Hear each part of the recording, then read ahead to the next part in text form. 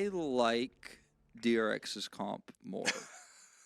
Because it has the Lucian lane, it has the Syndra power into Sylas early. There's a lot of harass, you can do a lot of poke.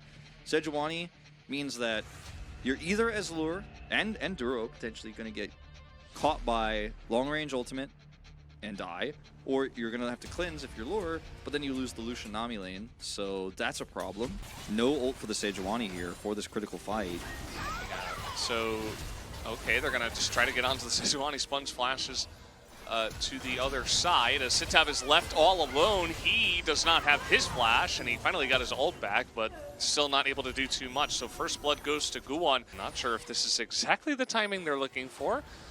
Good timing for Clear to just hold this, not attack anything, just wait for the Mega Gnar potentially, as he is going to be spotted with a scanner over the wall.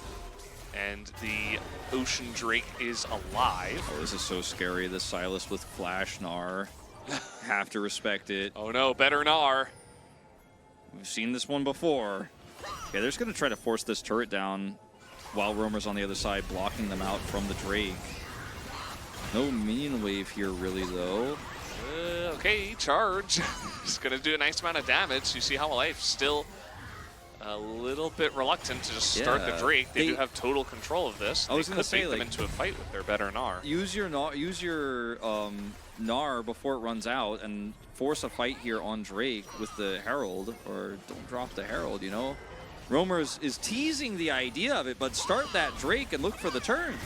All right, well, they finally did that. Rooster gets in front of his Lulu. That was very cute. Actually is able to save him as the turret goes down somewhere. And a lot of damage done to the members of Life Esports. So again, it's just the one solo Ocean Drake, so they're just going to let this one go. As you were mentioning, Wolf, they had a lot of opportunities to like really bait them into a fight, try to pull them in. TP like it at least. Committed, I think even he is TP, done so. like what? I don't even think they needed the TP, but Rooster says, I want to be part of the action. I'm getting a little bit bored, and then Vice steals the kill. But again, you know, the scaling, as we have mentioned multiple times with all of the time we have had in this one, in the favor of Life Esports, as they are going to go for this Ocean Drake. Sponge is knocked in way into the team, can't do anything, actually gets thrown over the wall here, and the Cinder's left with no front line. Sponge doesn't die somehow, but it doesn't quite matter because everybody else on the side of Life Esports was just so safe the entire time, while one by one the members of DRX got picked off. The Sylas pick here just... Fellas, I feel like I'm watching last year again as Pyro, he dies. We don't have control. He's got Gnar ult. You know, there are a lot of problems with giving Sylas this much power, which is why we don't see Gnar in a lot of Sylas metas. Uh-oh, no charge up here from the Vi, but Guwon's just gonna go in, and Zeri is already huge. He has the IE completed, and Clear just has to Gnar backwards just to try to get some room for his team, and they are just left to the hungry wolf. That is Zeri, not my co-caster. I don't know, it's like your little 5-year-old cousin is trying to slap your arm or something. Like, it barely does anything compared to the Zeri at this point in the game. Well, there's so many threats for the Lucian too, because okay, I'm gonna hold that thought.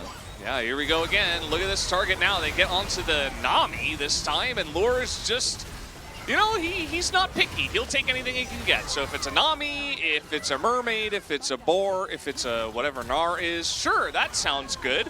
As the Zeri has a quadra kill and is looking for a Penta, as Lure is now going to chase Pleta. A Penta Searcher. Any Penta Searchers? Okay, nice movement here from Pleta. He is dashing away, trying to deny the Penta. But he's not being very successful. Do we have another dash here from Lure? He's got great vision. He's gonna zap him down! And there is the pentakill from Lure. Beautifully played. It's the ace with the penta, and the base is going down. Meanwhile, 8,000 damage in that team fight for Lure alone. It's a 14-0, extremely one-sided bop here in 30 minutes, and we got to vote for POG. It's a tough call. On one hand, I want to give it to Sylas because he played such a beautiful mid-game, but might have just gotten overtaken by Lure there at the end.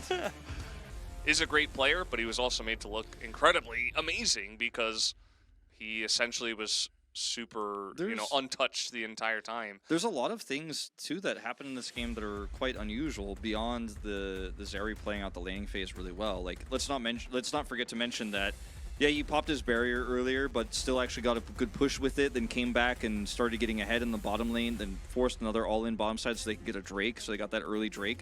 Another thing that is very rare to happen is a Cassante actually having power against a Gnar in the early game. Really good laning there from Rooster on the top side of the map to actually push him down and control the early parts of that. Syndra, good laning phase, forcing the Sylas to back early, forcing him to back a second time after his teleport was gone, but couldn't actually, like, DRX just didn't know how to force a 5v5 fight when the Gale Force was ready, because there's just so many threats on Hana Life, and I think you still have to be willing to take that risk and look for that fight. Because, yeah, if Zeri gets 2 kills on a Rift Herald fight, you're definitely going to lose the game. But if you don't fight ever at all, you're also definitely going to lose the game. So if you're going to run this comp, yeah, I think you have to play it with a different attitude. If that's so, yeah, Allure is going to pick it up here, 8-0-4, when Legendary got a pentakill, did nearly 37% of the damage. At least one of the Korean commentators also voted for him because we are outnumbered by them. True. Like it's 3-2, so... it was so funny if it's the play-by-play caster, I believe is the Marine today. And the other 2 analysts are like, no, Silas! Yeah. Robbed! Guwon had some good plays as well. Yeah, he did. Like, his Vi was really